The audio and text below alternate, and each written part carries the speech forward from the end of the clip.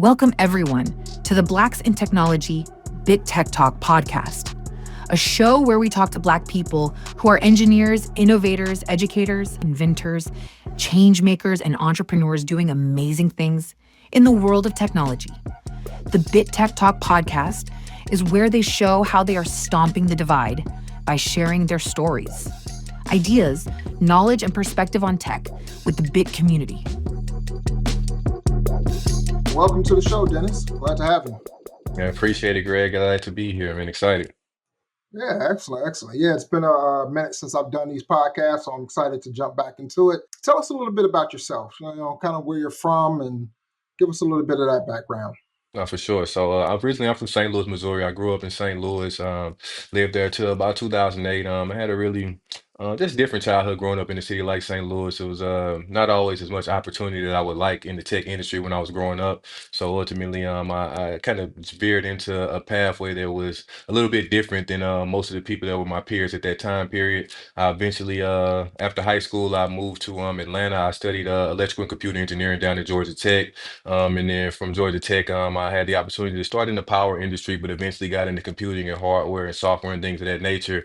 Shifted my gears later in my college career to really locking in on computing.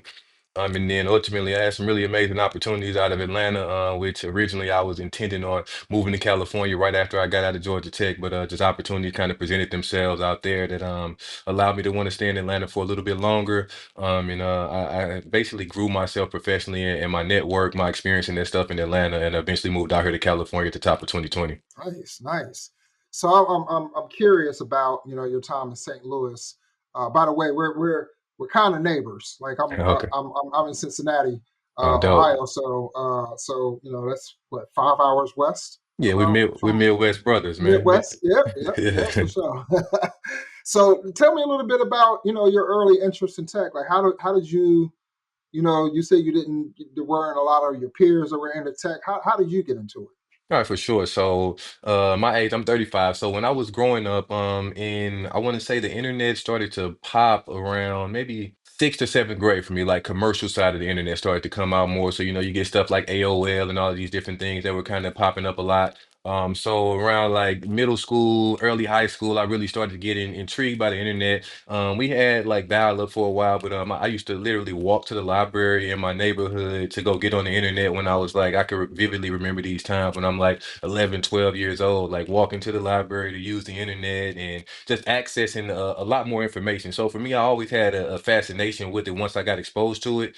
Once I got into high school, there was some things that kind of piqued my interest even more. So I had chose a pathway of wanting to be in technology in middle school. I wanted to kind of focus in on technology, specifically from a business perspective. So I was always an entrepreneur even before I was actually passionate about technology. Like I actually started out more like my first job wasn't even a job. I was actually an entrepreneur cutting grass in my neighborhood. I literally, the moment my dad gave me a lawnmower, I literally walked around my whole neighborhood trying to find people, trying to get myself 5 to 10 people that I can cut their grass on a regular basis. So I was an entrepreneur first, but I knew that I needed a pathway that would kind of allow me to unlock more economic opportunity, given that I was coming from a city like St. Louis. It wasn't like there was just overflowing amounts of resources in the environment that I grew up in. I did have access, and we were blessed, but I just knew that there was a difference from some of the other things that I had saw, given just being a student. Like I was a very active student. Like I was like always doing really, really good on standardized tests and always had really, really good grades. So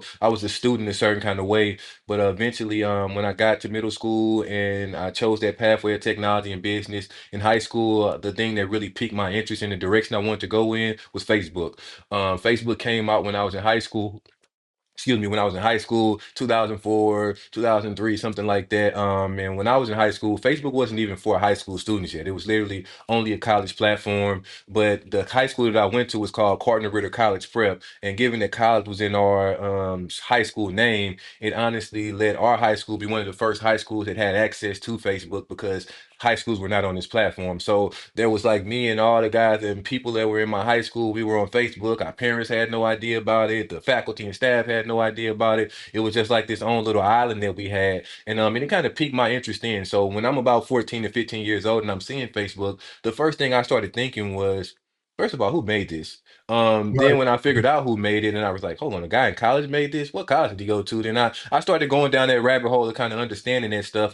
This was stuff that I was interested in that like very few people were interested in. Everybody was just more interested in like having conversations and talking about music and sports on Facebook. And I'm just like, hold on, man, somebody in college made this? No, what kind of college was he at? What made him? So then I started going down the rabbit hole of studying people and technology and stuff like that. Mark Zuckerberg definitely inspired me to want to go in the pathway of technology. And then I Mm, just started studying all the other greats. So I started studying people like Bill Gates, which we all Microsoft and all this stuff and all these things were already ever present during the 90s and the early 2000s. But I just wasn't infatuated with this stuff because I didn't see it as something that was like a pathway that made sense for me growing up in the way that I was growing up. But when I figured out a college kid made Facebook, I kind of felt like this is something I probably could do. But I knew that, of course, coming from the background I was coming from, it might not be as direct of a pathway for me there. So I just was like, yeah. all right, what kind of school can I go to that would get me into an environment where I could kind of learn these kind of things? So that's what opened up my eyes to first I wanted to go to MIT, which I did apply to MIT. I had the opportunity to go to MIT, but I didn't think Boston would be the best place for me coming as a kid Mm, straight out of the Midwest, out of just the kind of environments and the communities that I was coming from. So I started looking right. and I started like, all right, what are the other schools that are kind of on this level that ultimately could give me the opportunity to get around this kind of stuff? So then, I start going down the list. I go Stanford, I go see Carnegie Mellon, you see different schools, and then I see Georgia Tech is like in the top five. Then I realized that Georgia Tech is right in Atlanta, which is ultimately a cultural hotbed for African American people. So I Right. ultimately like I think Georgia Tech could be a good fit for me. And by my junior year in high school, I was just like, I want to go to Georgia Tech. And I started figuring out the pathways to get there. And then ultimately, I did a lot of work. I tried to make my SAT scores as good as I could get them. I always had really good grades and things of that nature. Did community service, and just did as much as I could to present myself as somebody that could be able to survive in an environment like that and thrive as well. But ultimately, I had the opportunity to get accepted to Georgia Tech my senior year of high school, and that's when I kind of started my real journey into the tech space because most of what Nice. I was doing in St. Louis was more just kind of dibbling and dabbling in different things, learning different stuff. But I didn't have enough access as I would have ideally wanted at that time. So I was just like, Right. how can I get to the place where I can get some access? And that's what Georgia Tech opened the doors up for me.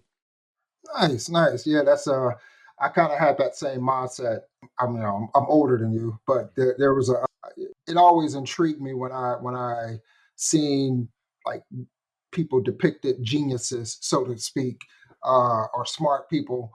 My thing was war games. It was an old school movie about a computer hacker who hacked into NORAD and Mhm. took control and was so that was kind of my influence. And then I had a couple of people in my life as well that were kind of heavy into electronics and things like that that would show me things.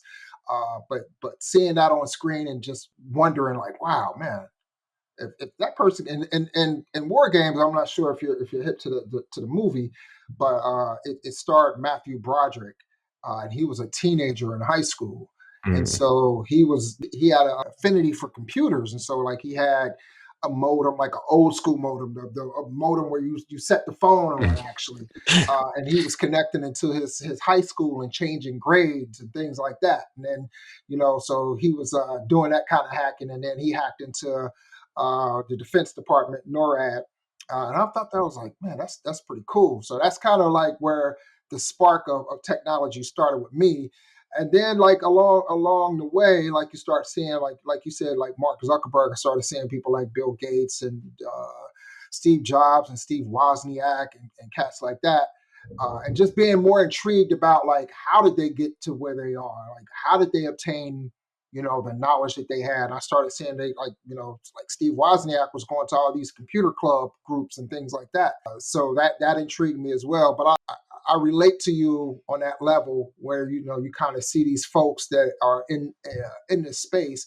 The sad part about it is that none of these folks were black people, right? Like Exactly. at least not my early exposure. Of course, now I know a ton of black people in tech, but at the time, growing up, you didn't see anybody. Of So course. it was kind of that, it was a good thing. And at the same time, it was, kind of wish there No. was more representation. For sure. Yeah, I definitely had to deal with that. Like, and I just want to spin a little bit off there because you kind of triggered the thing for me. Because realistically, being as young as I was and wanting to go in those directions, and coming from the community that we're coming from, it seems like most people that are successful from our communities come from different backgrounds, whether it's in the entertainment fields or sports or things of that nature. And for me, I realized that given that there weren't role models. And the crazy thing about it is, I had no idea about, and I don't know if you know about David Stewart, that the CEO of Worldwide Technology. Worldwide Technology is like he's actually a billionaire. It's one of the biggest tech companies. It's a tech service providing company, but ultimately, it's a guy named David Stewart. He actually runs one of the largest tech companies in the world, and it's a black guy. And it's actually based in St. Louis. It's actually based in the St. Louis area. And I literally had no idea about this company the whole time I was growing up in St. Louis. And I had no access, no exposure, but I was extremely passionate about technology. So for me, I figured out, I learned about them later on in my career. But for me, it was always like, I always looked at all the other guys that I studied at, like from Bill Gates to Steve Jobs to Jeff Bezos to Mark Zuckerberg. I always had to like study them and also remember that everything with a caveat. These guys are either in certain types of communities that ultimately kind of make it, and their stories, they definitely had to deal with resistance to do the things that they did, but there were things that allowed them in their pathways to be able to kind of, make it a little bit less what do you call it, friction to get where they wanted to go. I knew that For the sure. process might have been a little bit more difficult for me, but coming from St. Louis, I just always knew that I just have to be resilient. If I want to do something, even though a lot of people didn't believe, like I told people when I was 12 or 13 years old living in St. Louis, like I'm moving to California one day, I'm going to be in technology, doing all of this stuff. And plenty of people told me things of the nature of, "Man, little Dennis, you sound great. All right, little Dennis, okay, all these different kind of things." And for me, it was always one of those things where I just knew that something was calling me in those directions, and whatever was going to take me to get there, I just stayed persistent. But definitely had to have a level of faith and belief, to kind of be in a minority in this space early in the 2000s and stuff like that, to keep just staying dedicated to the process of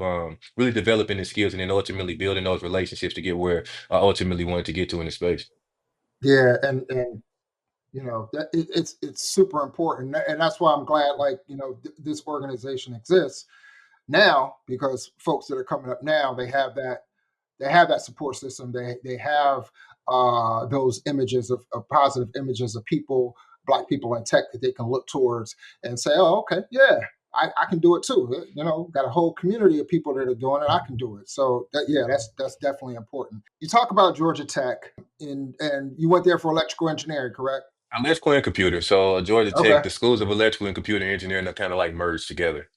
Wow, wow. So I know, because I took some electrical engineering courses when I was in school, and I know I know I engineering. actually started on that pathway. So I literally started on the electrical pathway. I literally spent Mm, 2.5 years doing government contracting in the energy space. So basically doing feasibility studies, power grid designs, 40 to 50-year plans for military bases and small municipalities. So I spent literally 2.5, almost 3 years working in the electrical space before I converted over to computing and hardware.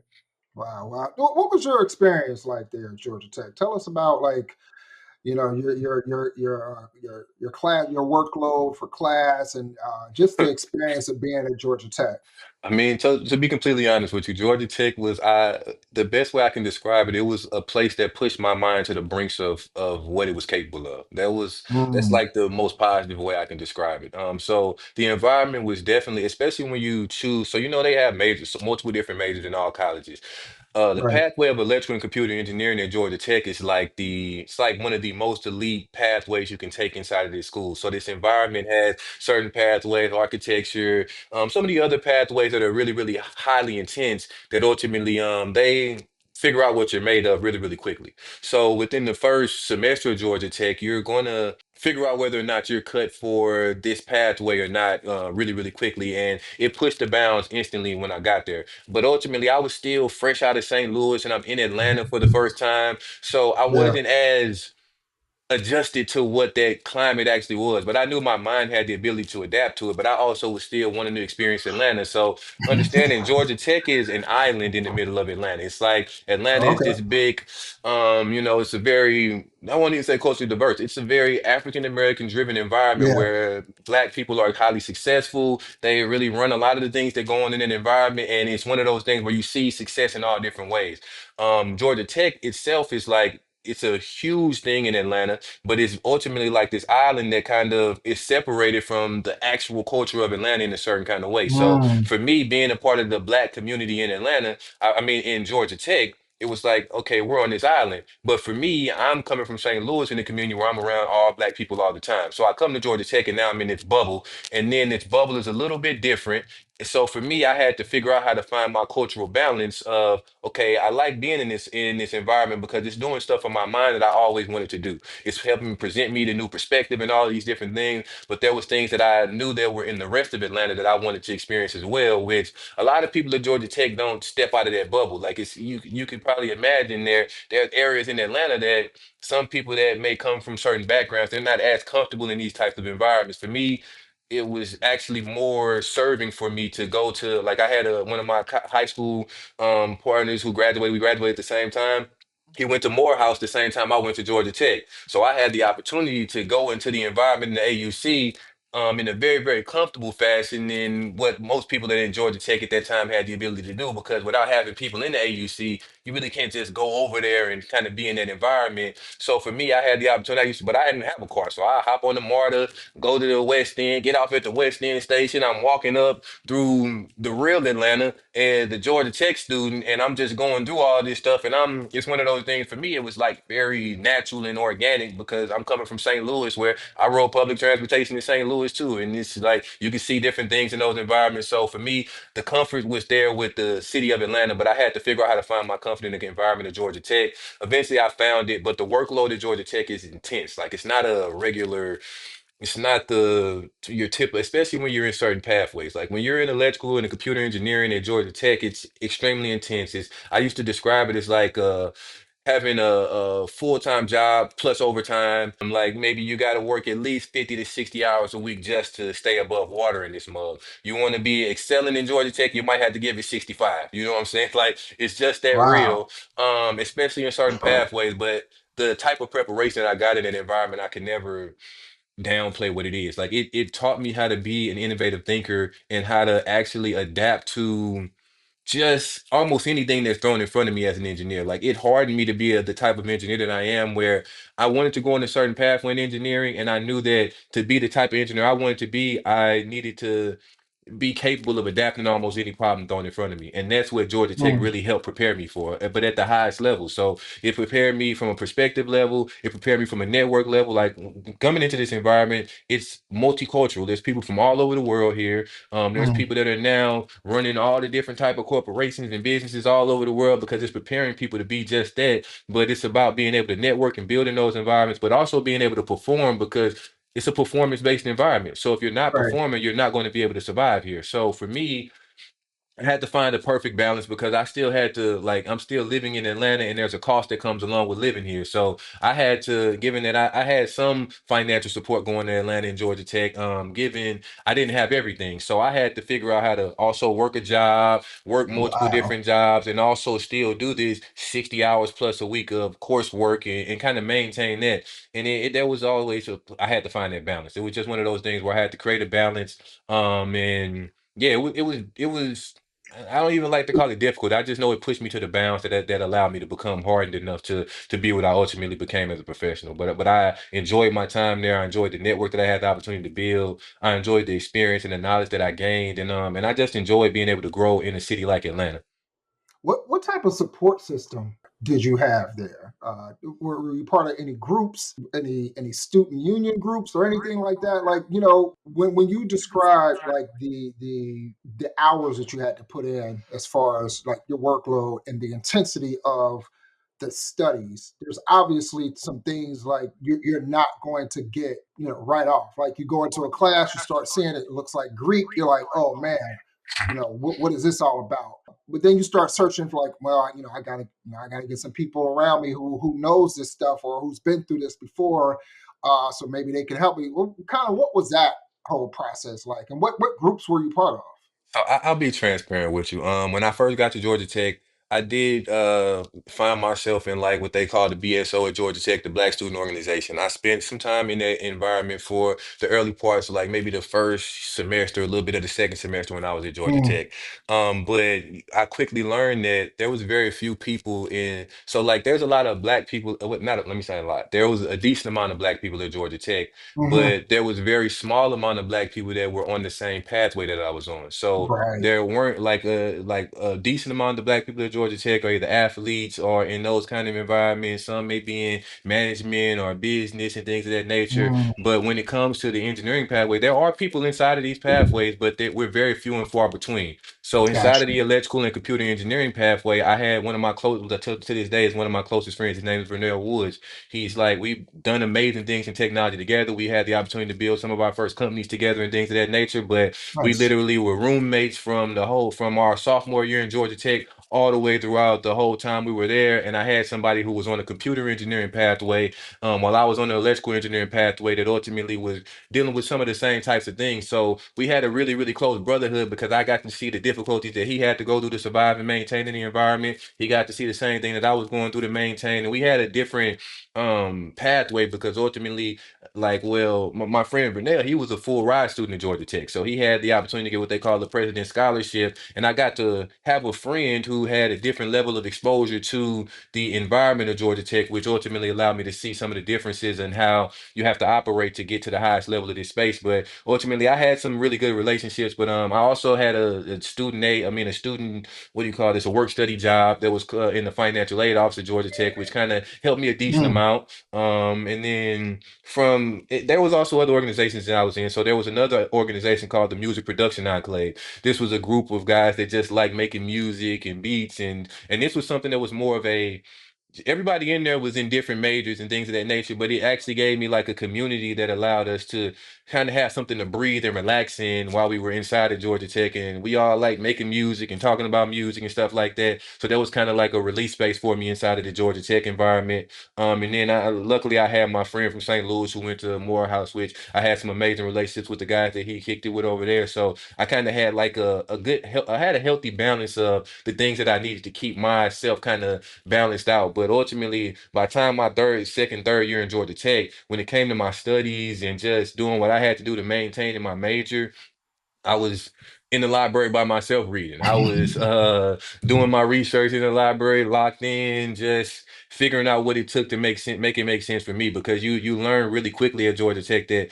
you do a lot of group projects, you do a lot of kind of group and collective work, but there are certain things that once you're in it, like you're gonna man up, put the big boy breeches and boots on, and kind of buckle down and do it, or you're gonna figure out that this isn't the place for you. So I just put on yeah. the boots and just kind of locked in after my third year and just did what I had to do to continue to be in the environment, thrive and strive. Nice, nice.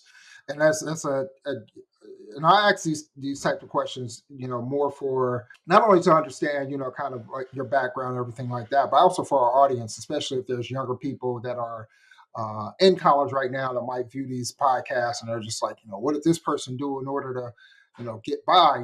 Some of them may feel isolated, and they might not know, who to turn to, where to go, and things like that. So, giving a little insight into how you kind of navigate it will give that information on, and pass that on to people who are watching and listening to this podcast. So Of thanks course. for that for sure. You've been around quite a few industries professionally, energy, government, and some others.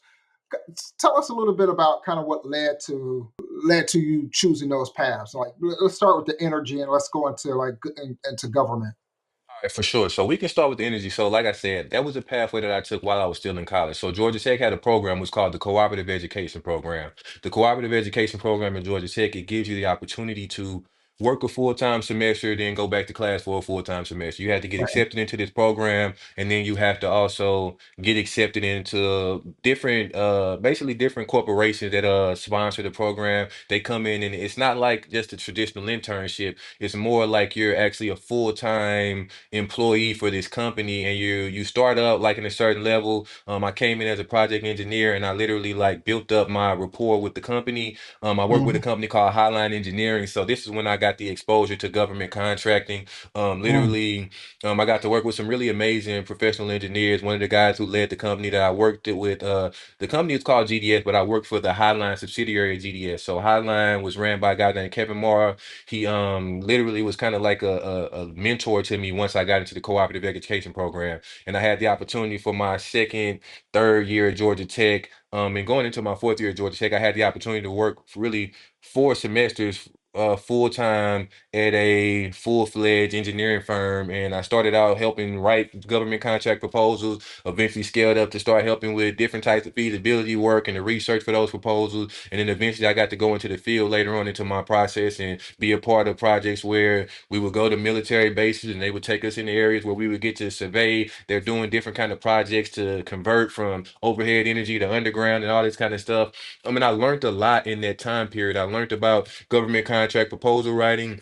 I learned about success in government contracts. I also learned about the type of engineering that goes into the energy related projects. And I also learned a lot about that industry too. So the industry that I was in Power, which I saw some amazing opportunities in there and I got to learn some amazing things. But for what I wanted to be as a professional, or at least what I saw myself becoming, I didn't think that that industry would lean heavily into the type of disruption I wanted to be able to do inside of technology. So when I was in the energy space, I kind of felt like I needed to make a pivot out of energy into something else that would allow me to spread my wings. Remember, I told you I was intrigued by Mark Zuckerberg when I'm 13 or 14 years old in the software Right. space. I get to Georgia Tech and I realized that, and the real thing that I learned about in electrical engineering, when you do when you do what they call feasibility work for power design, they come in and they say this is the stuff that they do before they build cities. This is the stuff that they do when they're redesigning cities and municipalities and military bases, all this kind of stuff. They come in and say, okay,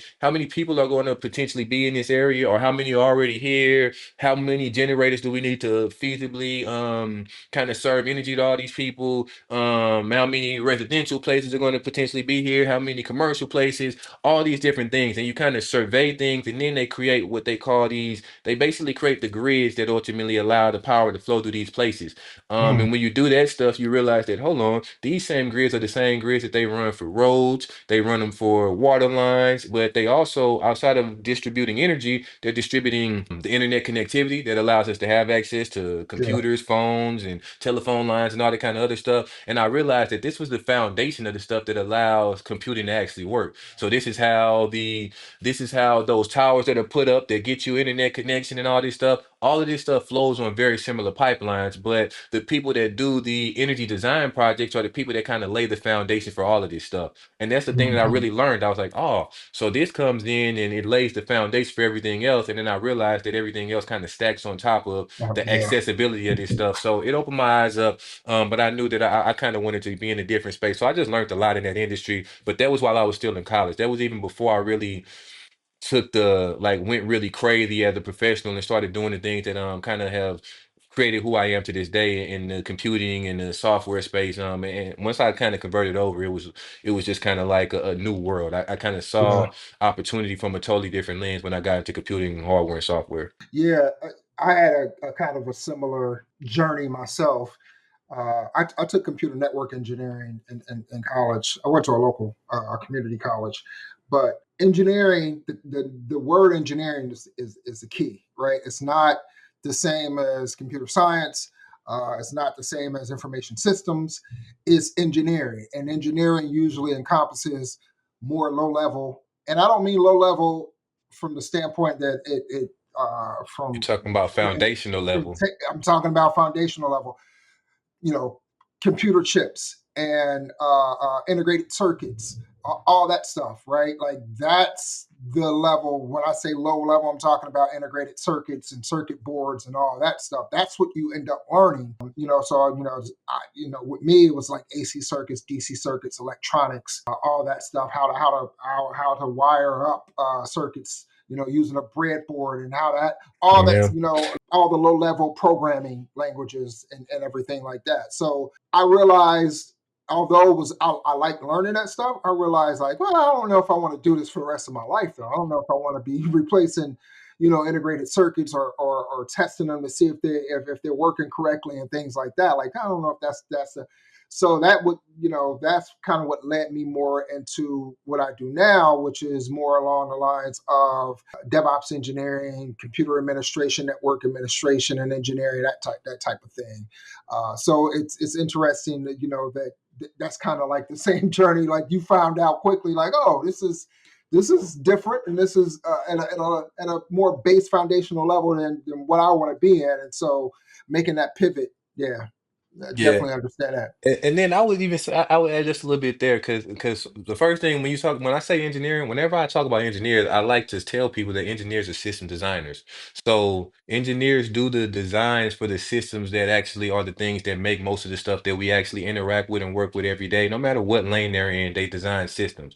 Yep. And for me in the power industry, for me, it wasn't even about it being because there was a lot of opportunity to do stuff. There's so much innovation that happens Mm, in power, but I also was like I said before, I was an entrepreneur before I was an engineer. So when mm, I came into this space, I wasn't just looking to be an engineer. I was actually looking to be more of a industry leader. And I realized that to be an industry leader in power is very unlikely for you to have the ability to disrupt enough to become a leader in the industry that's been here for so long. So I yeah. saw things like I even saw stuff about like you could see the energy like you could see solar energy coming when I was in the industry. Like I saw the waves of solar energy coming and I saw how it was being forced to rely on everything else that was there. And I realized that like for me it was more of a business-based decision why I left the energy space rather than just Gotcha. a because I saw it as this industry that was so I don't want to use the wrong word to describe it, but it was an industry that like prevented people that wanted to disrupt the opportunity to disrupt enough to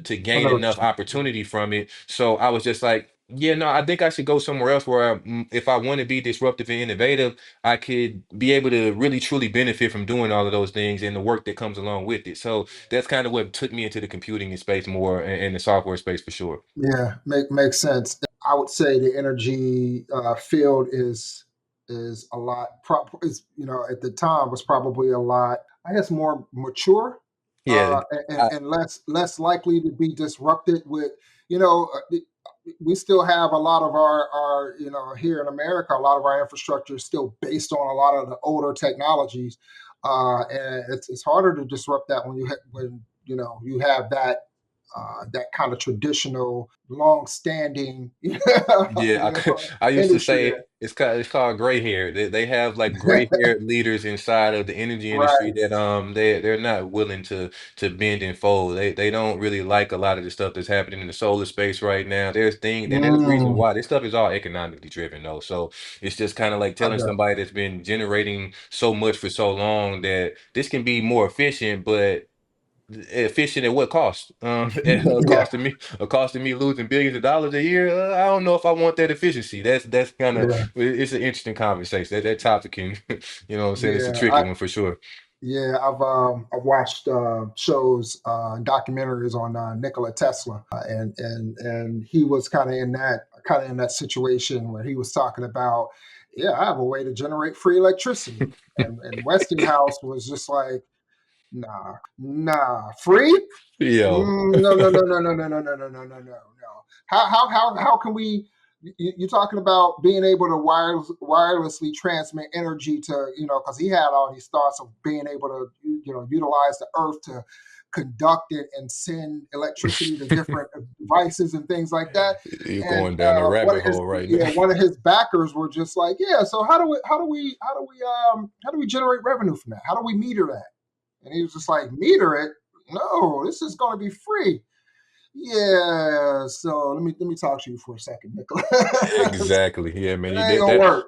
That rabbit hole right there, and he didn't just have theory. A lot of this stuff was actually like he had the real like there. But I mean, there's people that actually do a lot of the stuff that he talked about. This is a deep rabbit hole though, so I don't want to get too deep into that one. Like it'll take us off course, you know. It'll take us off course in the conversation For because sure, that's a for sure. deep one for sure. So you have some experience, or you have experience with geofencing technology, and tell us a little bit about, explain to the audience what geofencing is, and then tell us how you got into it and how that led to you founding your first company. For sure. So yeah, so late in my career at Georgia Tech, my partner Vernell, who I was talking about previously, he was knee deep into a lot of high level just research projects in computing and software. So I kind of started working with him and some of the guys that he was working with in some of the research labs at Georgia Tech. They were doing some really, really dope stuff at that time. At Georgia Tech, we had access to a lot of just really, really interesting research, and there was funding for different types of projects and things of that nature. So we had the opportunity to see some really cutting edge stuff before it was actually a market ready thing. Geofencing was one of those things that we had the opportunity to kind of explore, along with some other security based stuff. But geofencing was literally the thing that was the innovative backbone behind the first funded technology company I was a part of. So literally in our last semester at Georgia Tech, we had the opportunity to partner with, well, really TI was the person that invested in our company. So we basically had this platform, it was called Yopima, and he ultimately invested a decent amount of money in supporting my partner Vernell, who was at the lead of the company at that time. But I was literally just more focused on making my transition into the software space and the computing space. So we had done some stuff like hardware related. We built some supercomputers and all this kind of other stuff. But once we realized we wanted to like create a pathway, we realized that software was probably going to be the way. So we wanted to figure out, okay, well, what can we do that's innovative in software that allows us to kind of differentiate the platform that we wanted to create? We were seeing social media. Remember, we're still inspired by the social media era. So this is 2011, 2012. This is when Facebook is really starting to gain momentum. Companies like Facebook and Twitter, they're starting to balloon and blossom in different ways. And we're completely inspired by the social media transition and disruption in the space. So we created a social platform called Yopima that basically was focused on letting people know. We lived in Atlanta too, which is the mecca like clubs and parties and entertainment and all this stuff. So this the platform that we built was literally focused on letting people know how many girls and guys were at a club or a show or an event before you go there. So you can look at Yopima and kind of check what's the temperature at the place before I go. So it was just kind of this thing that was kind of a cool, what I'm saying, a cool implementation of some the geofencing technology that we used was basically you have our app on your phone when you get here. I don't know if you remember some of those early apps that you used to like do check-ins when you go to places and Yeah, stuff yeah, like yeah, this. Our yeah. app was like one of those first that was like a silent check-in. So you get to a club or you get to a music show or a bar or something of that nature. If you have our app on your phone, it basically with the technology that we created, it would basically just let people know there's another guy here, there's another girl here. There was other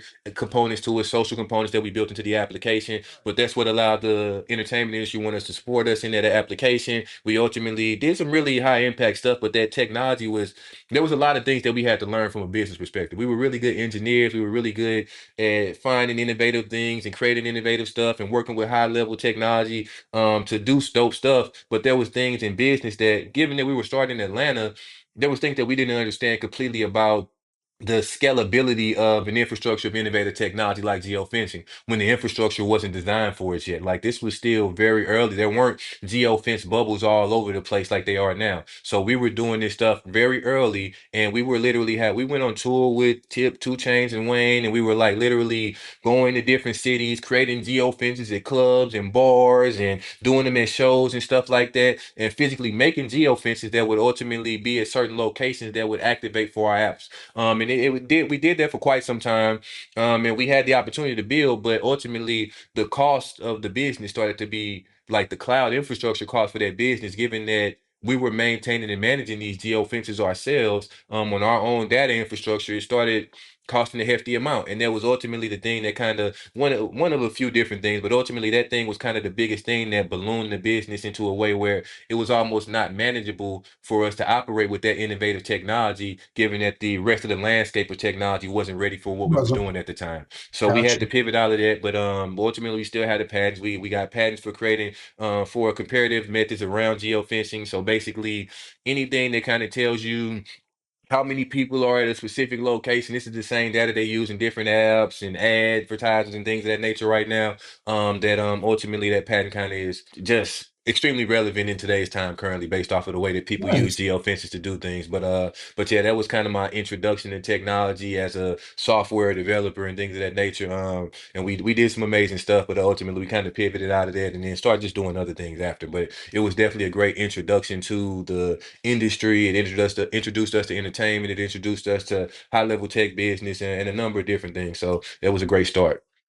Nice, nice. So did you all just end up shutting the company down? Did you exit, or like how did And we that? definitely could shut the company down. So the company basically phased, but ultimately, since we had the patent, the company still basically has some intellectual property that has extreme value. So while that Very software nice. platform cost a lot of money, maintaining that entity with that infrastructure, with that IP, ultimately is something that kind of has permeated in a number of different ventures that we've created since then. But ultimately, Nice. given that we were some of the first people to kind of do some innovative work in the geofencing space, it always kind of creates different opportunities for us to kind of bring that patent up in different type of things over time. So it's always been something that's been relevant, but that business we did phase it out and started focusing on other Got you. things.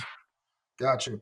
And I think that's even just a good nugget right there. Just when people are thinking about creating companies and understanding their intellectual property, whether it's a patent, whether it's a trademark, whether it's a copyright, or like whatever, it's important, right? Like you do something, you have a logo, you have a brand, or what, do the legal stuff.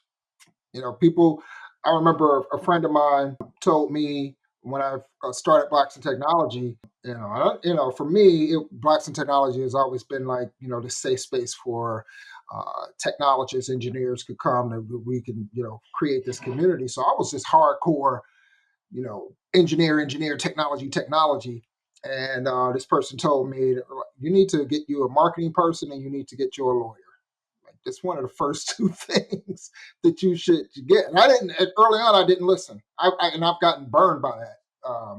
But it's since then I've gotten those things and everything like that. But for all the people who are talking about starting a business or pursuing a business venture or anything like that, legal is important because they are going to protect that intellectual property Oh, for sure. that you have. Well, and I know the patent process is not an easy process at all. Yeah, we were Uh, blessed. We yeah, were really blessed at Georgia Tech. We got some so we had a law firm called Foley and Lardner that was a former Georgia Tech alumni who had worked on a lot of different patent work and for different companies you name them they worked on stuff with them. So we ultimately had the opportunity to work with Foley and Lardner to pursue our patents. They were still working. They ultimately helped us get through the full process. And that was some of the best support that we could have had because they helped us get that IP that helped us differentiate the company. But yeah, the marketing, luckily we had the entertainment industry that helped us a lot too when we had a celebrity come in and invest in our company. So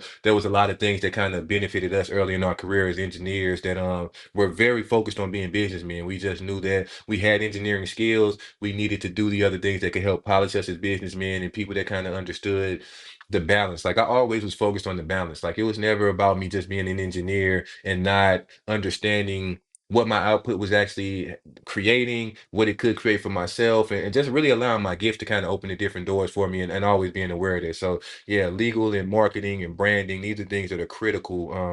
No matter even if you're just an engineer yourself, like you still want to properly brand yourself because there's a time there could come a time if you're working for another corporation or something of that nature, and if you're not properly branding yourself as who you are, there could be a chance where your experience and knowledge that they actually taught me that in the engineering firm that I work with too. They always told me make sure that you everything that you do, you document it properly and make sure that it's a part of the narrative of who you are as a professional. Don't downplay the value of your resume. Don't downplay the value of your network and experience, because those things actually create more of a way for you than even just having a certain amount of knowledge at certain times. Because that validation is the thing that makes your experience bring stuff that just knowing something or having a degree can't validate.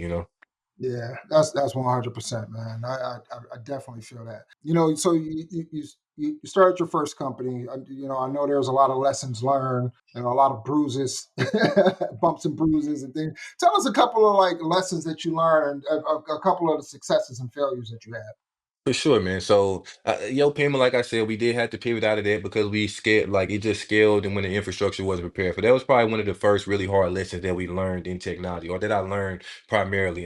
So then eventually, like I wanted to immerse myself in more experiences that could, because understanding that I didn't go back to college to get an MBA or get any of this other stuff. I focused in college on developing innovative engineering skill sets, and I knew that for me, as somebody who was always an entrepreneur. I knew that the best way for me to get business knowledge was to just keep dumping myself into business experiences and using my knowledge to kind of get access to more of the stuff that I felt like would allow me to be a more positive business person. So I would say just over the whole duration of me working in Atlanta, probably later on in our career, I started in my career, I was a part of starting a mobile phone company. It was called Moolah. We started a phone company and we built out some software that allowed phones to kind of be monetized. So basically, there was an ad system that we built into mobile devices. We started this in 2016, and there was a lot of stuff that we learned when we started that company that ultimately let me know that some industries are much more difficult to penetrate than others. And the war stories that come along with trying to get into the telecom industry, from a technology perspective, are countless. Literally, the company that we started was just recently it's just crazy things that come along with it. But we get other partners, they come in and their intentions are in one way, and we're focused on innovating, and things just kind of don't always align properly. And these were things that me and my partners that were building those companies had to deal with consistently. And we started that in 2016, and those war stories and wars still come to this day. Like we literally that company Moolah that we started as a mobile company that my partner Vernell, he took it into the telecom industry completely and started selling phone service and all these different things and devices. And there's just a lot of difficult things that come with navigating industries like telecom that you just have to be resilient to stay in those industries, because the resilience that comes along, like the amount of resistance that you get, the amount of people that want to either take what you have or reshape what you've created to make it their own thing, and it's just difficult to navigate different industries when you're coming from something like we're software experts. So me and my IV, we're in the software and the computing space. We do dabble into the hardware space as well. Like we spent a lot of time in all of these spaces, but knowing that the telecom industry is the thing that's like been here for even longer than the devices. Those mobile devices are here, but the industry has been here for so long that when these mobile devices come in and start disrupting, it's a certain way that they expect companies like Apple and Samsung to interface with the telecom industry, and they play a certain kind of way. And we happen to be in the mix of being one of those players that were like interfacing with telecom from a mobile technology and hardware perspective, and just like I don't like going down that rabbit hole and stuff is just crazy. But ultimately, I would say that the experience that we gained, the experience I gained being in those spaces was just I can't put a dollar amount on it. I just know that I learned how to operate in manufacturing at the highest levels. I learned how to operate at software at the highest levels, because I went from building one or two apps here and there and like doing different application projects to running a team where we're building and managing 7 to 8 apps at the same time that are a software suite that go in a firmware system that also, if you can see behind me, these are some of the devices that I created. Like I created multiple tablets in 2023. So I built 3 tablets, 2 mobile phones, and led a team that we did all of that stuff. So that was something that it was a journey to get to that place, but it ultimately taught me so much about business in a way that like there's not a dollar sign that you can put on it. So I would say the experience that comes along with those war stories are the things that I choose to dwell on more now than anything, because now I'm in a totally different place in an executive, and as an experienced like developer, innovator, all of those kind of things. So now I just kind of focus on using the experience to really be more of a vessel in the vehicle, and also to do some of the things that I'm focused on doing into the future. But yeah, man, it definitely comes with bumps and bruises. But I'm very rough and rugged from all of those kind of experiences, just to be completely Yeah. honest. Yeah. I have a friend that he's out of Austin, Texas. He deals with like open source technologies, and he's told me some of the stories that some of these telecom folks that he's involved with. Right, like I can't recall exactly what he was doing, but it involved some of these telecom companies, and like he always tells me how much like they are pissed at him, right? Like, because he'll call them out on certain things. On, they say they operate one way, and then you kind of get into the nitty gritty of it, and they don't actually operate like that, or they try to hold things back and things like that. So he's told me some stories where I'm just like, man, that's they cutthroat over there, man. Yeah, man, it's shark infested waters for sure, man, for sure, Tell us about, let's talk about On Another World Experience. for sure, That's your XR company. for sure. For one, tell the people, tell the folks like what XR is, and then let's talk a little bit about like why you chose to go into the XR space. Sure. So first, XR, it stands for extended reality. It's the umbrella that includes what most people know about is augmented reality, kind of those filters and all the layovers and stuff that you do in social media. Then the next lane is virtual reality, which is like, like I got a few VR headsets back here. Those are some of the prototypes that I have for the company. But ultimately, there's VR headsets that are like Oculus, MetaQuest, Apple Vision Pro, and then there's a version that's called mixed reality, which is that's kind of the next frontier. Apple Vision Pro is more of a mixed reality device, and the MetaQuest 3, they're mixed reality devices, but they actually lean heavily into virtual reality. So all three of those are three different umbrellas that fall under the extended reality umbrella, and ultimately this is basically the next frontier of media. So if we want to be completely transparent about immersive media, it's the I like to like give a quick like historical timeline of what's happened in media. So we started there was it was just oral tradition in the beginning. Like people just knew communications and stuff around story. It was oral. Eventually they got to this form where they kind of got physical written stuff. You start carving stuff out in tabs. You got written languages and letters and stuff like that. Now you got stuff that you can kind of record stuff.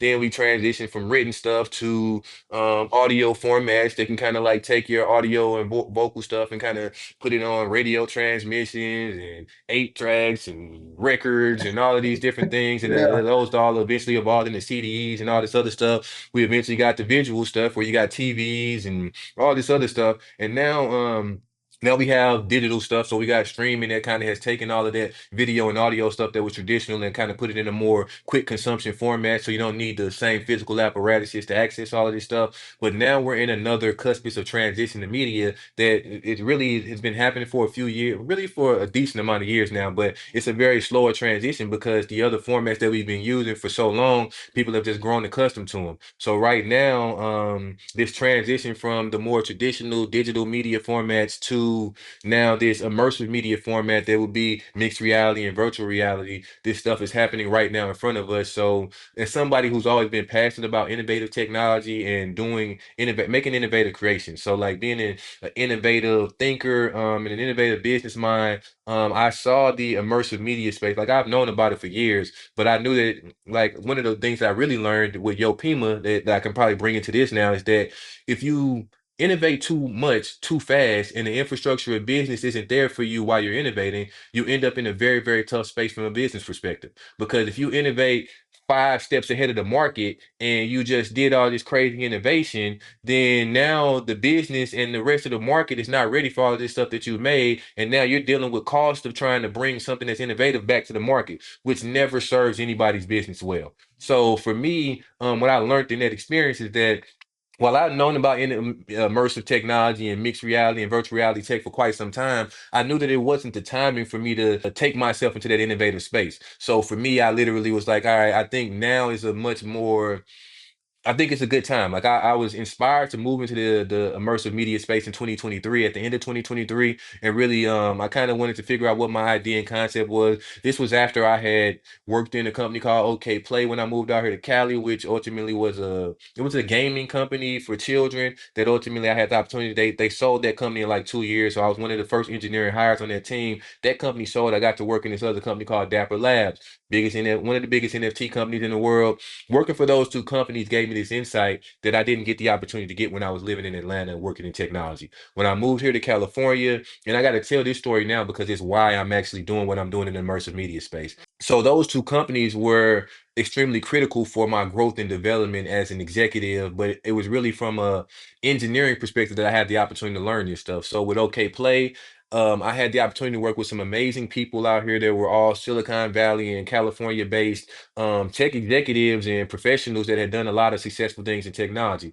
They gave me the opportunity to come into the team and help them build out Android technologies in the early process of them building that application. Me working with them, I got to learn some amazing things. I got to learn how to be successful at selling a technology company, but also how to build a culture that was conducive to building a team that could build a highly successful technology business.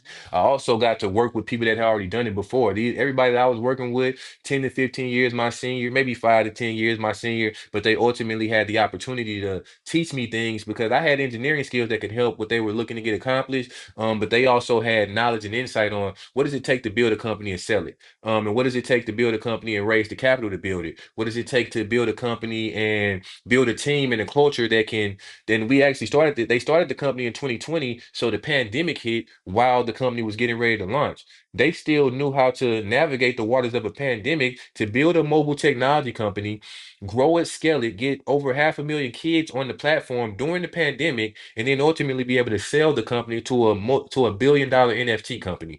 So when I was a part of the process pre-product launch. And I got to see it all the way through exit and liquidation. And when I got to be a part of that full process and I saw the camaraderie of that team, I saw the culture of that company, and I saw the leadership that allowed me to see things that I did not have the opportunity to see while I was doing business in Atlanta. And working with them and selling to that $1 billion NFT company, I learned some really, really interesting things as well. I've known about the blockchain space and the innovator and the crypto space for years as well. There was a reason why I didn't go directly into that industry because I knew that it was extremely volatile. Even though it was innovative, it was so volatile that it didn't make sense for me to dive deep into that based off of what I understood from a business perspective. But when I had the opportunity to work with Dapper Labs, and I saw that there wasn't as much volatility working with a company who had a partnership with the NFL already, who had a partnership with the NBA, who was the licensed NFT provider for these companies and a lot of other large scale entities. So it made it more comfortable for me to want to work with an NFT company, but they also let us come in and build out the first mobile technology for their whole company. So they had no mobile tech, everything was web based and all of this stuff. And they brought our team in and we had built some really dope mobile tech, and they brought us in and said, "Hey, we need to build mobile tech, and we don't have any yet. And you all just made some mobile stuff. Can you all bring in your mobile?" So it was really an acquisition where they phased out maybe about 80 to 90% of the company and kept some of the executives as well as the guys who were building the technology, which was me and a group of about three other guys. We came in and became the lead mobile team for Dapper Labs, and I had the opportunity to work on really high level projects for about 6 to 7 months before the NFT market took another dip and that company had to let some people go. And for me, I was already I was already past wanting to be in that infrastructure, but I saw it as an opportunity to work on some really high level stuff. So I was like, okay, cool. So they gave us a severance and said, hey, we got to downsize, and I was like, it's perfect. That was right before I was about to get married. So my wedding was a few months later, and I was like, all right, cool. That was the motivation that I needed to get back into the entrepreneurial space and get back focused on building something and innovating in a way that would allow me to use that experience in a more beneficial way. That ultimately took me back to the mobile company where I did all that stuff in 2023 that I talked about. And eventually gaining those hardware experiences, it kind of motivated me to want to get into the VR and XR space. That's how I got to the place of wanting to start a not just $1 million VR company, but I want to build a $1 billion VR tech company that has the IPO potential that I feel like the insight that I got working at all of these companies kind of leans heavily into. And these are things that I'm saying just people can say a lot of things. I'm more like, no, I just got out of a $1 billion NFT company and they brought us in to build a department that ultimately built a new wing of their business, and it showed me things that as a young growing innovative tech entrepreneur, that things that gave me insight that I feel like I know what it takes to kind of do. And I know it's not an easy process, but I do know that right now that insight let me want to go into this immersive tech space because I see it as the next frontier of media. And that's kind of what brought me to OAW. And OAW, I guess I could talk a little bit about that now. Yeah, yeah, for sure. On Another World Experiences. Well, it's going to be On Another World Experiences in Technology. It's a premium immersive entertainment company, or entertainment and experiences company. So what we're doing is creating solutions that will allow people all around the world that either have commercial real estate vehicles or that have spaces that they want to provide immersive technology as a solution to make it more accessible, but also making it more private and safe for people. So the sweet science of One Another World is that while most of the other competitors in this space currently focus primarily on gaming. If you go to almost any VR entertainment space, it's more arcade based, like a sandbox or zero latency. These companies are very much so, they are quite somewhat successful in the things that they're doing, but they focus primarily on gaming based experiences, which I feel like limits what this frontier media actually can become. So our spaces are meant to be something that allows people to explore it in a much more open fashion. You don't have to come in here and think that you just had the ability to play a zombie shooter in an escape room. You can do a number of different things in our verticals, and it will allow that accessibility and comfort, and also make it more readily available. So our models are meant to make the technology much more accessible. I don't want to give too much about what that Yeah, accessible yeah, means in no, this yeah, conversation, but yeah. it's definitely that's the sweet science Don't give of away what the we're secret doing. sauce. Yeah, so that's the sweet science of it. So we're actually looking, and we're in the process of starting our first capital raise now. We spent all of 2024 doing the building the foundation of it. So I got my manufacturing partnership and relationship. I started building some of the initial software we need for the software suite that we're building. We also did our first commercial real estate deal that's going to be for our first flagship pilot location that will be opening in St. Louis later on this year. And ultimately, yeah, we built some of those initial partnerships. I built a founding team that I feel will align to the culture that we're looking to have on another world. I have one of my partners who's heavily in real estate and development, and I have a couple of my other guys. One of my guys in education, one of my guys in community engagement and development.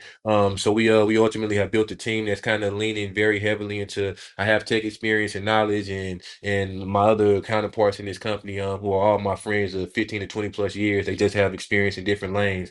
It allows us to kind of have a really strong base of what we need to take on another world to another world, honestly. Yeah, I like that. Nice, man. That sounds super exciting. I'm ready. I'm ready to see it. appreciate it. Yeah, yeah.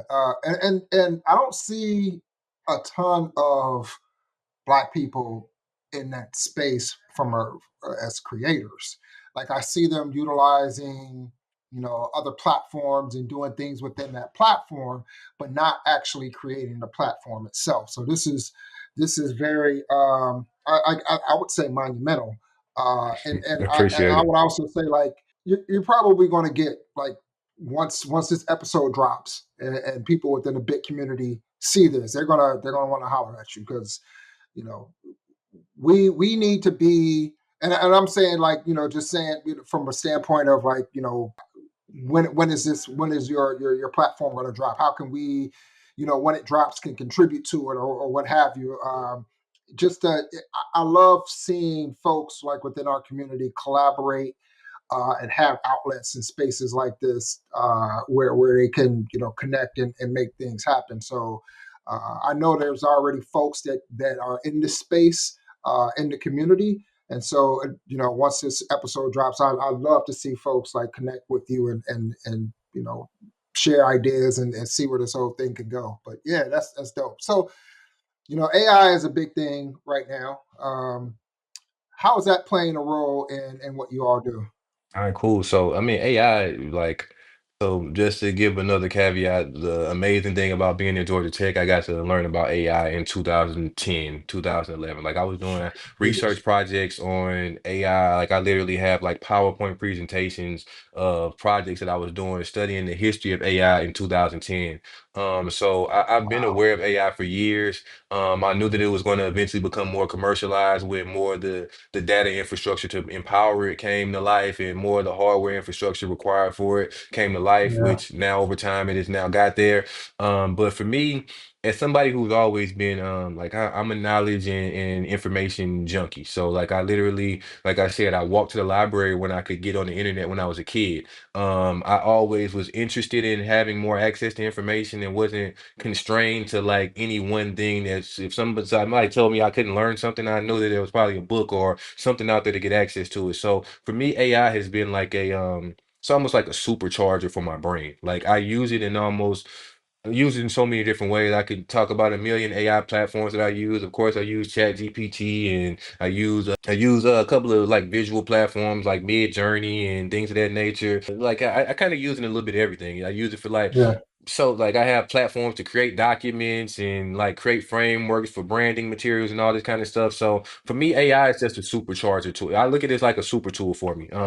And for Gotcha. me, it kind of integrates in almost the way that I operate and do everything as an executive, as an entrepreneur, as an innovator. It just kind of like is like that super tool that I use for. It's almost like a Swiss Army knife. And I just kind of pull it out when I feel like it's going to enhance what I'm trying to get accomplished right now. A lot of people ask me about AI, and I just tell them, man, like learn about prompting and figure out how to make it make sense for something that you're already doing and spending a lot of time on because Yeah.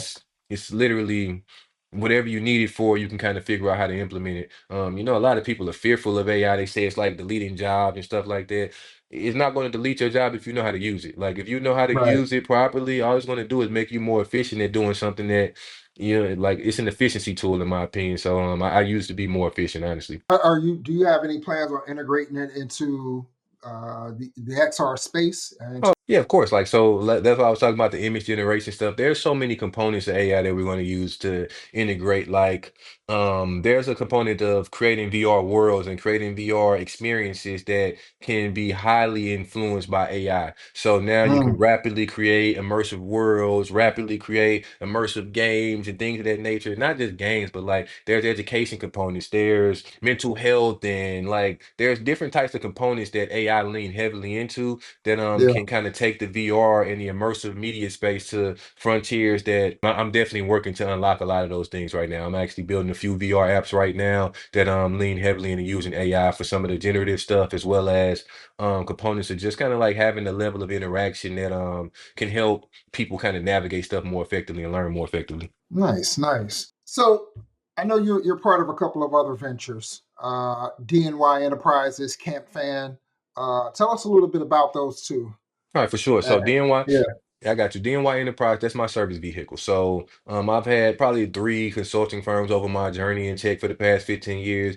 DNY Enterprises, it literally is a family-based business for me. So D is my name, Y is the first initial of my wife's name. We call it DNY Enterprises because I'm building it for the legacy of my family. And I really just figured So out how to build systems to capstone all the experience that I just talked to you about and make it in a way for me to make profit from having systems that help entrepreneurs, business owners that want to be more effective at using technology as an asset for their business. What I do is I help people all around the world. Like I have some clients out in Africa. I have people all over America that I help and build things. But ultimately I come in and I take people through what I call a vision adventure service. It's like a four-step process where I help people itemize and clear their vision out. After they clear out the vision and we go through that process, I help them really understand what is it going to take to build the technology that's going to help your business and how does it align with the goals of your business. So I got like this project planning service that we offer. And then I go into project management and development. Like I've developed so many things that I don't let people come to me and say, like, people can't pay me to develop an app in 2025. It's not a,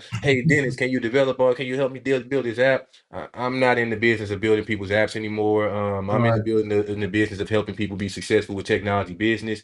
And typically most people don't know what that requires. So my service is more of a Yeah. coaching and consulting service. So I kind of Mm, consult and help people understand. First of all, you have to have a clear runway before you start building technology and just thinking it's going to make sense. You got to build something that'll actually allow that technology to be an asset to a business because technology itself is not a business. Technology is a tool and a resource to a business. yeah. Now, there's components to technology that you have to manage like a business, like those costs that I was talking about in your PIMA. Not understanding business properly enough. We got costs that balloon the technical infrastructure, and now this thing is burdening down our whole business. So I spend a Yeah. lot of time helping the people that I work with understand how to connect the dots between the technology and the business ideas and the problem that they're trying to solve. And then like the fourth step, we go do project management and development. So we offer a few different services there where we can bring in, I have contractors that work with me all around the world. We help people build technology, hardware, software, websites, whatever you want to need to build that you feel like aligns with the goals of your business.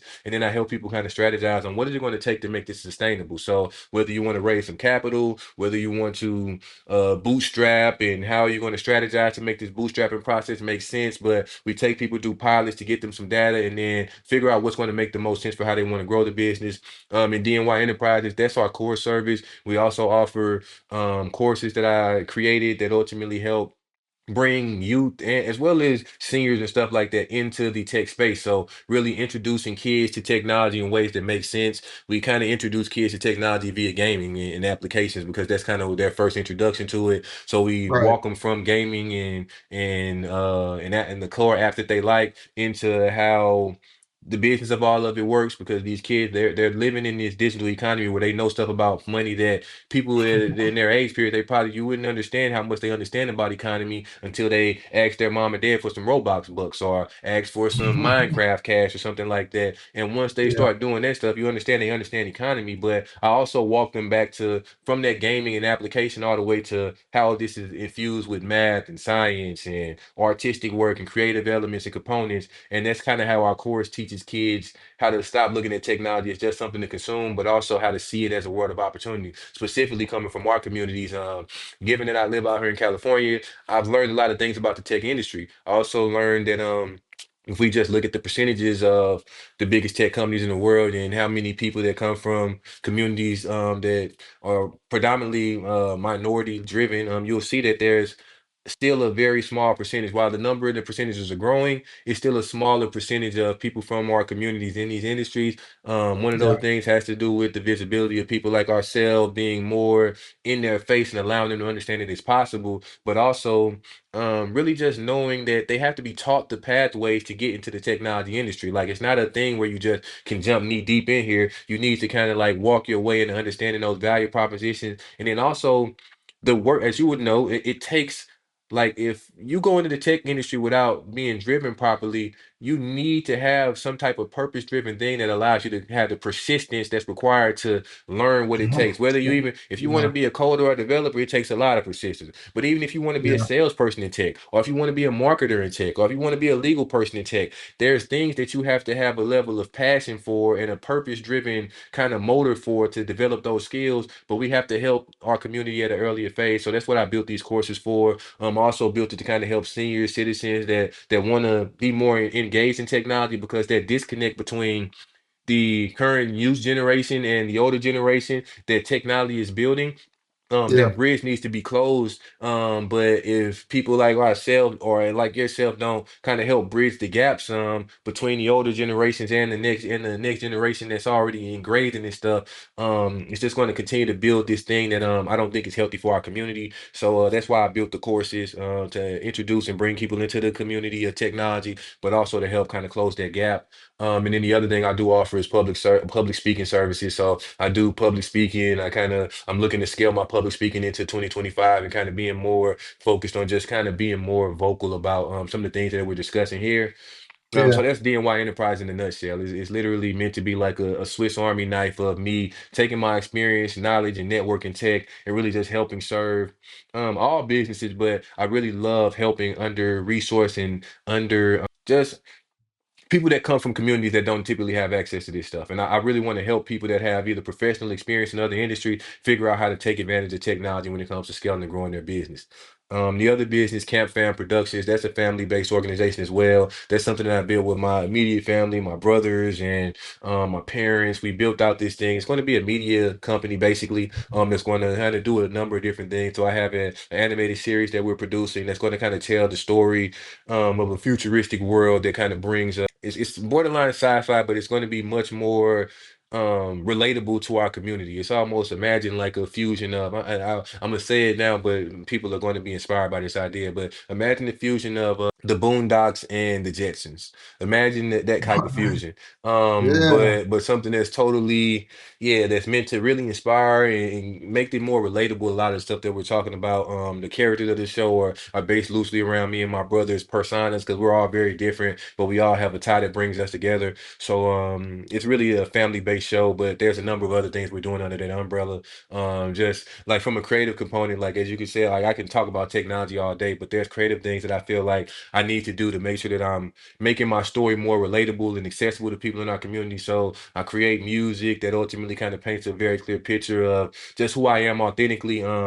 My brother, he does spoken word, so we kind of put all of our creative things, and he's also an educator too. So my brother's an educator, but he does spoken word. I'm a tech executive and innovator, but also make hip hop music, and we kind of create this umbrella camp fan production that kind of allow us to put our creations in that thing to ultimately bring some life to our family long after we'll be here. So that's kind of the plan of what Camp Fan Productions is focused on. Man, you are the epitome of giving back. You reach back and man, putting the family on like that's incredible. Like I that is appreciate it. incredibly inspiring, man. And I love that you touched on because I used to do music, Mhm. right? Hip hop music, Okay. right? So I see the Wu you Tang know, in the back. I see yeah, what's yeah, going on. Wu Tang's for the children. But so there was a early 2000s, a pretty robust hip hop scene here in Cincinnati. We've got cats like High Tech, um, Mhm. producer, and him and Quali. Of course, Quali is from New York, but he really got a lot of his start here in Cincinnati. So like, it was this huge group of people who kind of grew up in the hip hop scene together, and we all knew each other and everything like that, man. But I had this other persona in tech, and the two didn't merge for a long time. Like I wouldn't even tell folks like it, in my professional setting that I did music, and it wasn't a thing of embarrassment. It was a thing of like I want people to take me seriously Oh, for sure. when it comes to my engineering skills. Like I don't want people looking at me differently and things like that. But as I got older, I stopped caring. Like it came a point where I realized like I'm not going to hide who I am. I see so many of these, other white people who have all these outside interests, and you read about them, and they don't care about touting what they do. Like one of the gentlemen, I always use him as an example. This gentleman named Jono Bacon. He was a community spokesperson or advocate for Ubuntu Linux, right? When it first came out. And this dude was part of like so I used to go to a bunch of open source Linux conferences and things like that. And he spoke at one of them one time, and I read up on him. And this dude was part of like this thrash metal band, right? Like so, and then I'm reading about him. I'm like, oh, he's part of a thrash metal band. Nobody cares. Like nobody judges him for that, right?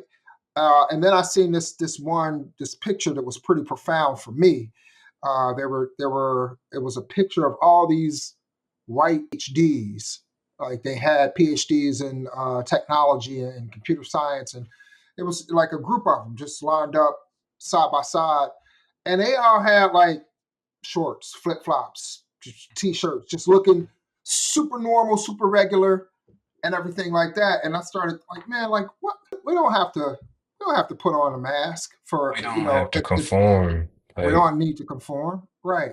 Like we can be who we are, and being who we are in this space and having this community, it's more of an inspiration than if I was to show up in a suit and tie all the time and acting as if like no hip hop music and no sport. No, man, I love sports. I love basketball. I love football. I love hip hop. I grew up on hip hop, so why wouldn't I want to show that side of me and keep young people from one thing I used to always run into when I first started Blacks in Technology is there used to be discussions around all we want to do is be in sports and hip hop and music and blah blah blah blah blah, from older people at the time.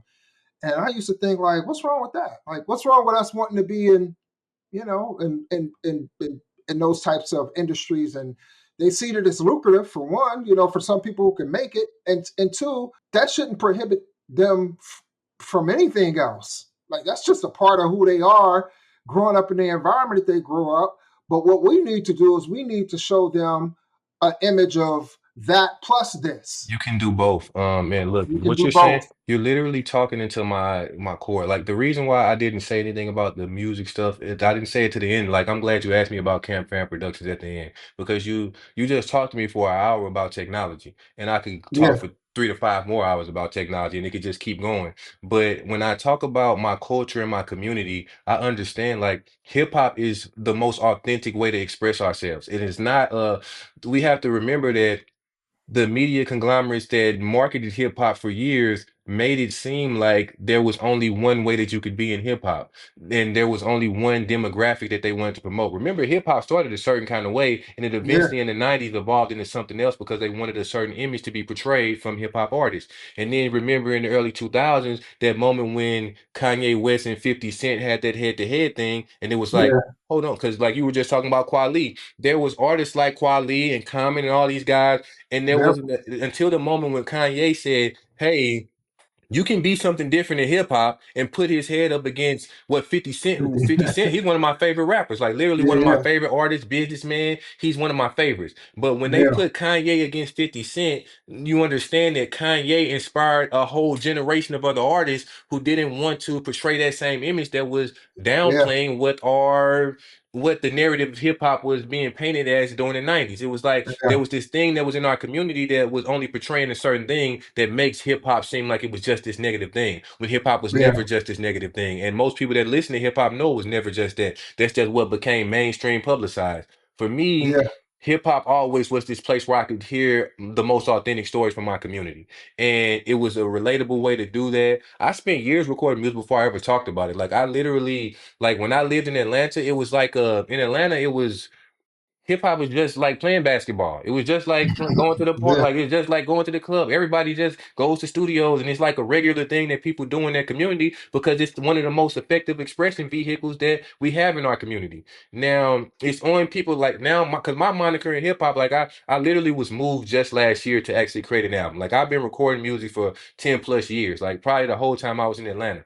I never was like, I want to release this music. It was always just a place where, and I spent years, like we had a studio in our house. Like I literally used to record all the time. But yeah, the thing about me not wanting to put it out was very much so aligned with the thing that you were talking about. I didn't want people to get distracted from the fact that I like making hip hop when I was trying to build my perfect. Now, it don't matter if I talk about my hip hop because you can't discredit everything else that I've done. So now I can exactly. talk about all of this stuff and I can be free about it. But now I feel a level of freedom that I didn't have before. And in Before. 2024, I started Hmm. recording more music because I stopped the whole time I lived in California. When I moved to California, I stopped recording. It wasn't the same type of energy that I had. But at the top of 2024, the end of 2023, I got inspired to start writing stuff again. And then I eventually Hmm. wrote more records. And then eventually I got inspired with an album, a name for an album. I created a whole album that I'm still in the process of post-production for. But all of this stuff came at the time period when now it's like I'm perfectly fine being the artist that I want to be because I was inspired by artists like Jay-Z and Rick Ross and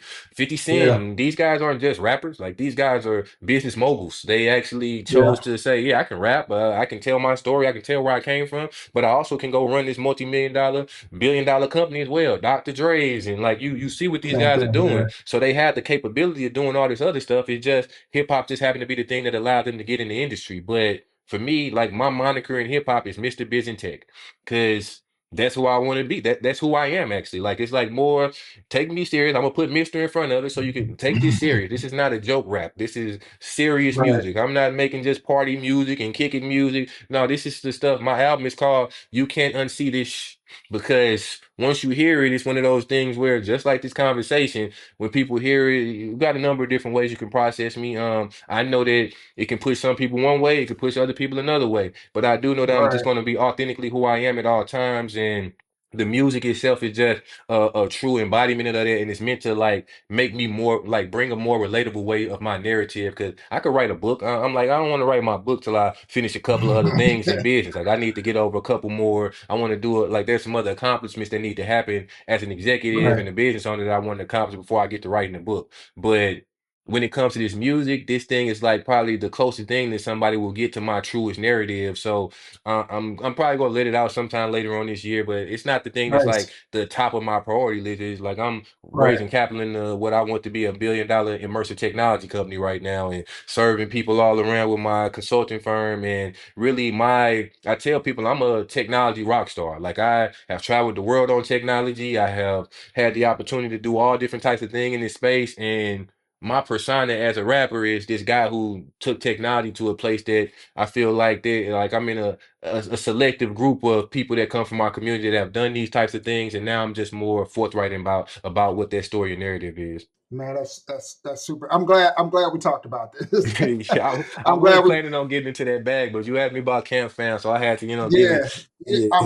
I'm glad you did, man. Like we ran this series, and it was called "See Us, See Yourself," and it was around the non-technical things that make us who we are, right? Like, Mm, Blacks in technology. Like, oh yeah, we've got people that are software engineers, CEOs, entrepreneurs. We got DevOps engineers, database engineers. But what else do you do? That's not the totality of who you are.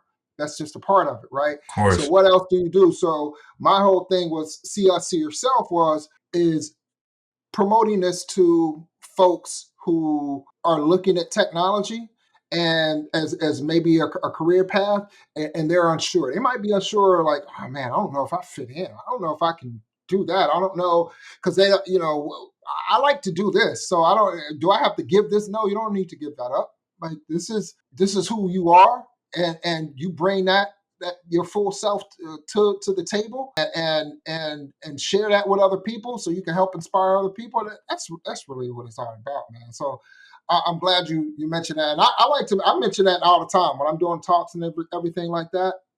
I mentioned that, hey, I used to rap, and folks are like, what, you used to rap? Yeah, I used to get down. Yeah. I still can if I felt like rapping. Like I still drop on, but it's just something like, to so folks can see themselves in Yeah, us, and it's not. unalienating us, like because it's a Yeah, I thing like that. where I I like grew that up. word. I grew up extremely alien. Remember when I talked about the first part of my story and I said I wanted to get in tech when I was 13, 14?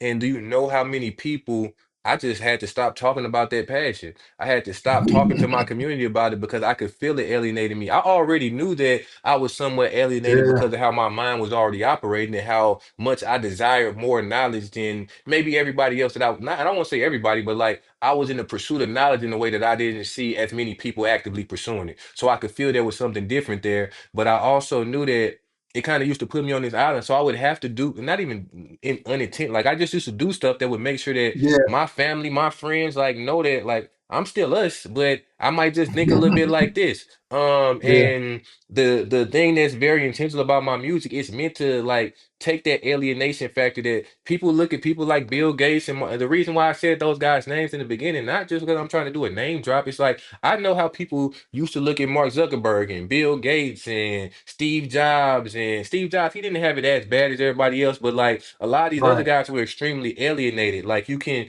see that people didn't humanize them in a certain kind of way. And Mark Zuckerberg and Jeff Bezos and Bill Gates, they've been spending years rehumanizing themselves to the rest of the world because they like everybody in the world is looking at these guys like they're alienated. They're in a whole different plateau. And Elon Musk, he's he makes sure that you know, like, I'm a real human, but I'm just going to keep doing crazy stuff. And he lets it be known in the most disruptive way. So it rubs a lot of people the wrong way. But you can never confuse him for what Mark Zuckerberg used to be like 5 to maybe 7, 8 years ago, where people just used to look at him as like this thing that was like, he's on his own little thing. Now it's like he in the mix of UFC. He's showing his family, his wife. He's showing like, I'm a human just like everybody else. You know what I'm saying? And that's one of the things that I'm truly intentional about. Like, I know that especially coming from our community. Like I know how you think about how alienated they are. You just think how alienated, like, and I know you've had to deal with similar things being in these spaces where it's like,